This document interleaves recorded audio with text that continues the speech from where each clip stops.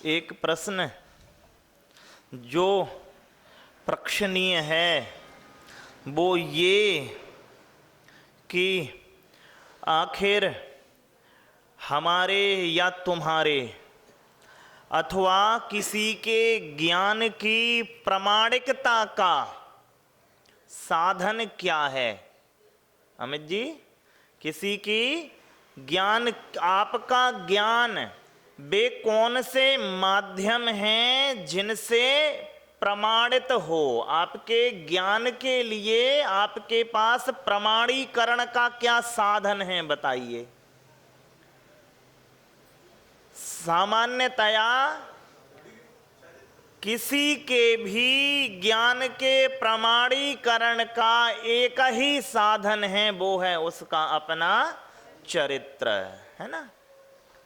जैसे हमने पहले कहा, महाराज साहब ने भी कहा, अनभ्यासेन विषम विद्या, कि बिना अभ्यास के विद्या विष है। और वृक्षः फलेन वदति, कि वृक्ष जो हैं वो अपने फल से बोलते हैं। तो ऐसे ही जैसे कल कहा था महाराज साहब ने परसों कि चरित्र जो है वो ज्ञान की भाषा है। जब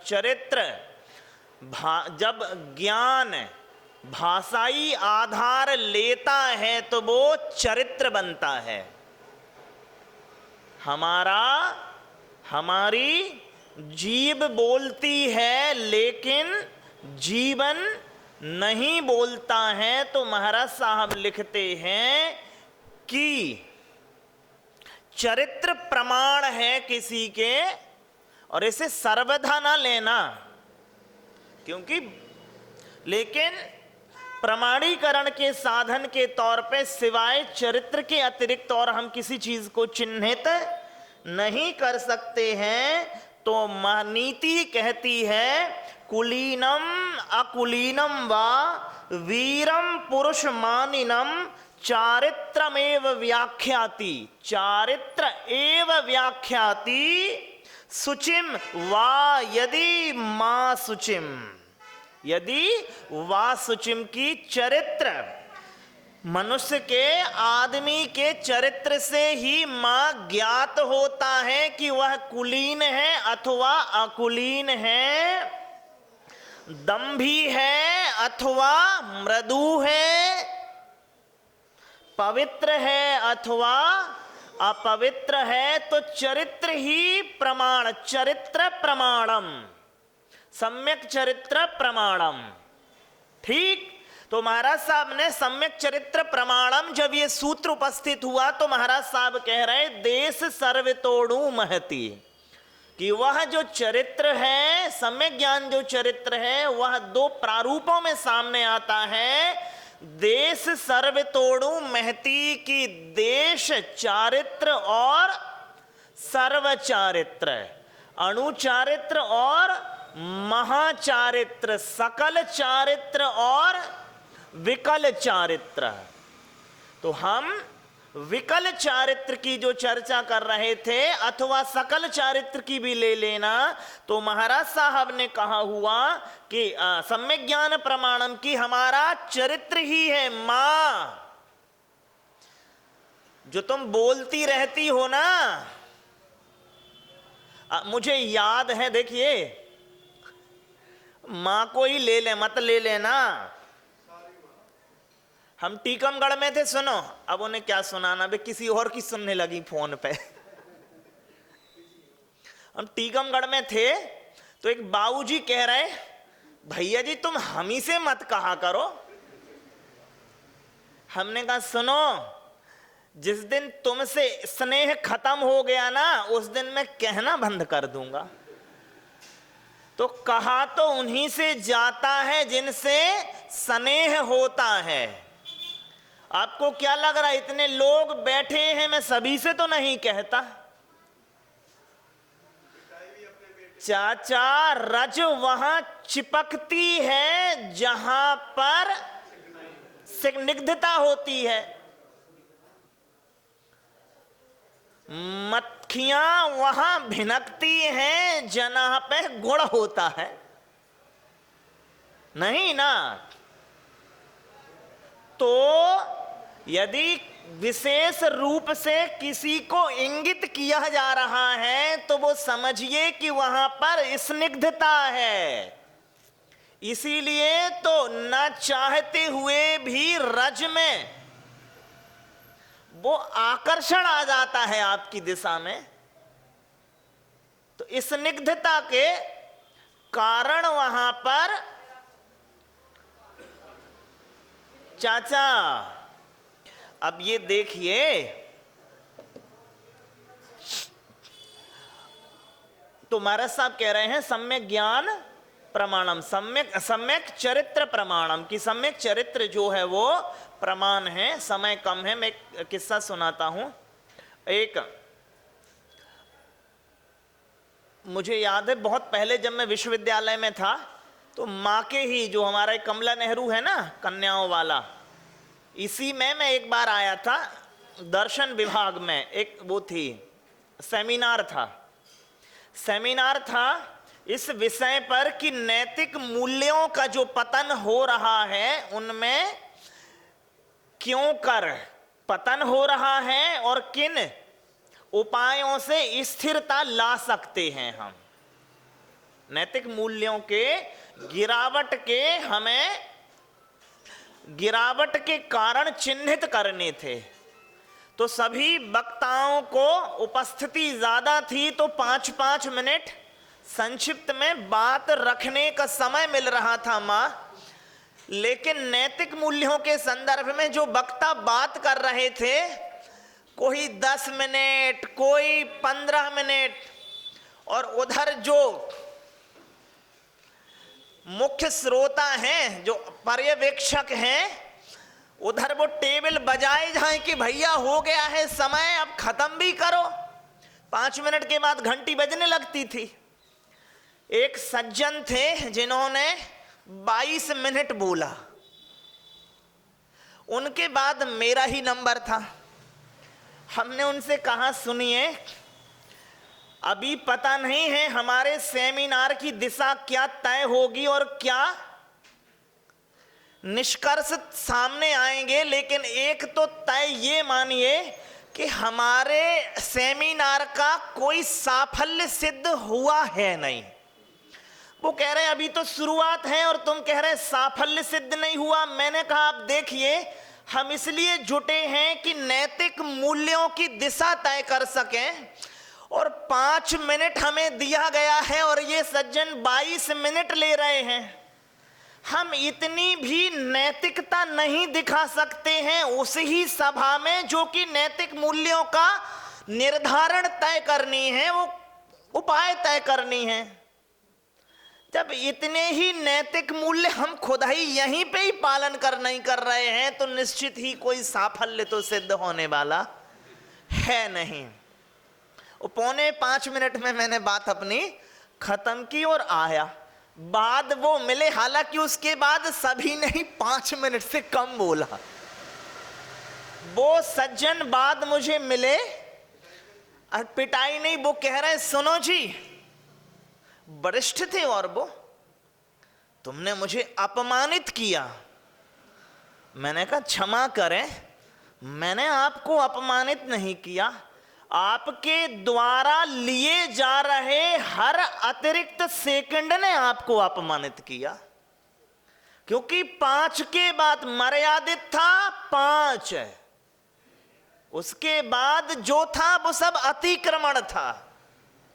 मां जो मर्यादा है उसमें यापन तो है सम्माननीय, और मर्यादा के बाहर जो गए तो सब अपमान पाओगे और कुछ नहीं होना है।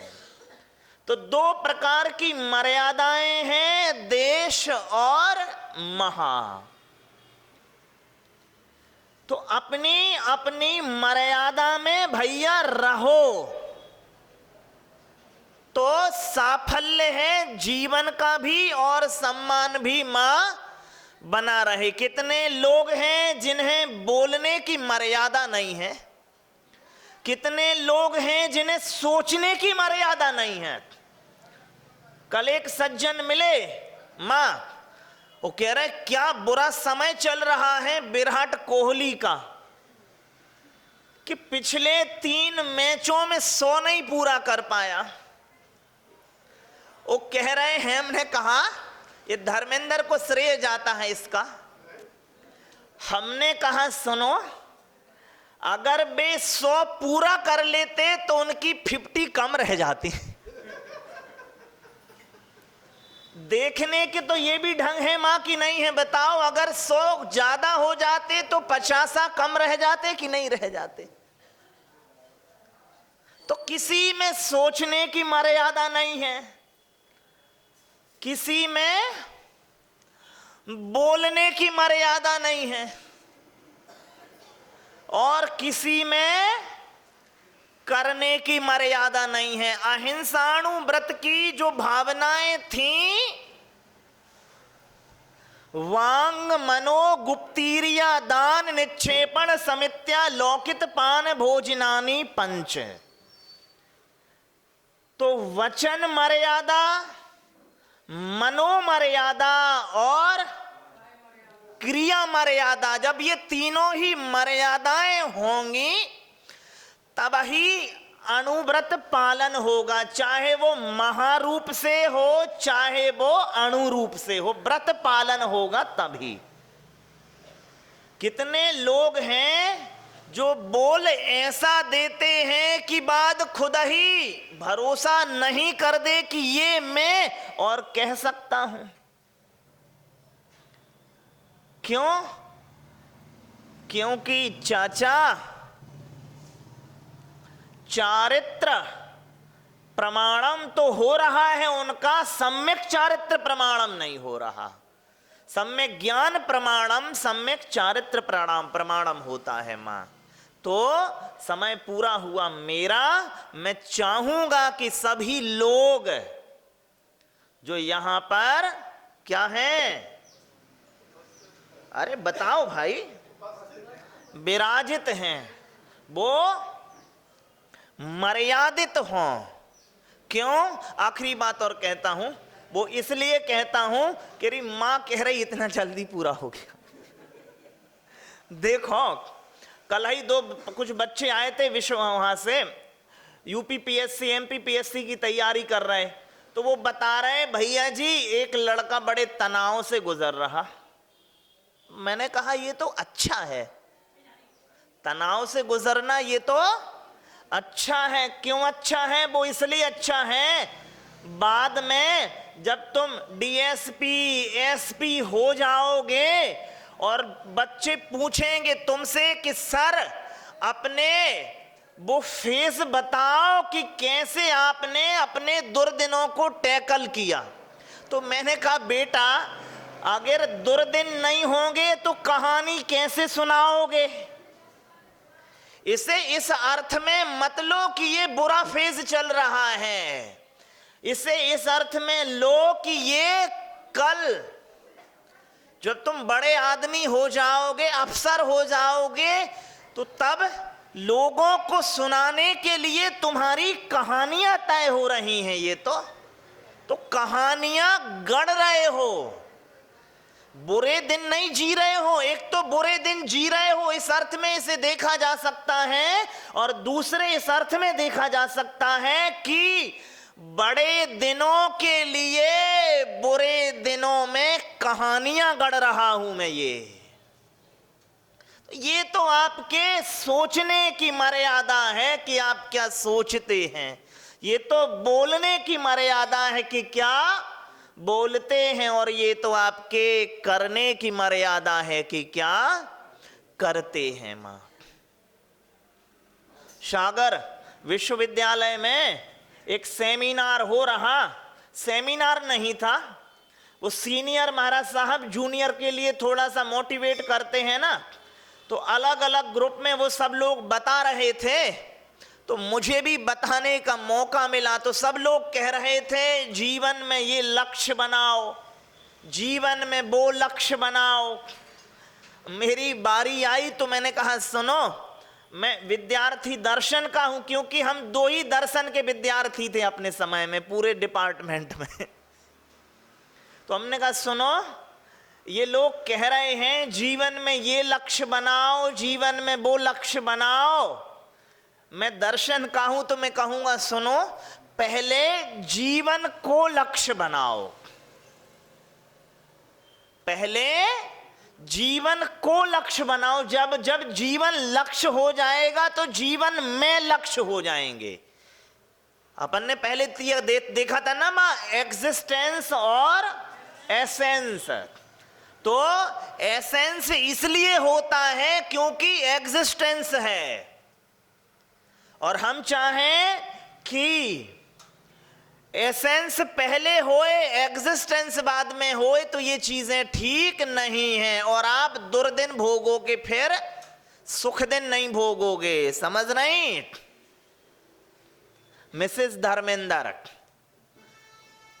ये चाचा एसेंस पे खूब ध्यान देती हैं, एग्जिस्टेंस पे ध्यान नहीं देती। वो मिसेस धर्मेंद्र इसलिए कहा क्योंकि स्निग्धता है, बाकी यहां सब मिस्टर मिसेस, स्निग्धता थोड़ी कम है, इसलिए कह नहीं पाता हूं मैं कुछ कहूं महाराज, ये बात डंडा लेके आ जाए। मैं कहूं, इधर डंडा लेके आएंगे, वो धर्मेंद्र कह लेगा सुनो, डंडे के साथ में पट्टी वट्टी भी लेते चलो, लगानी तो बाद में पड़ेगी।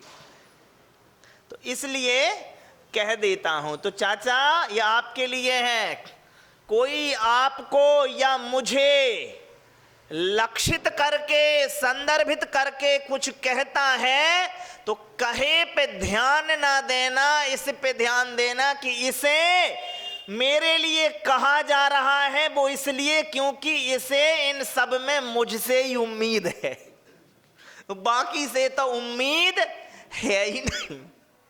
इसलिए वो नजर में नहीं चाचा, नजर बट्टू वो होता है, नजर उसे लगती है जिस पे नजर जाती है।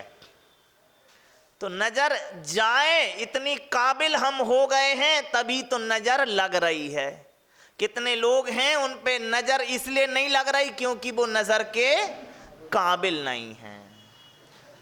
बोलिए पूज्य मंगलानंद सागर मंगल सुरगर मुनि महाराज की जय।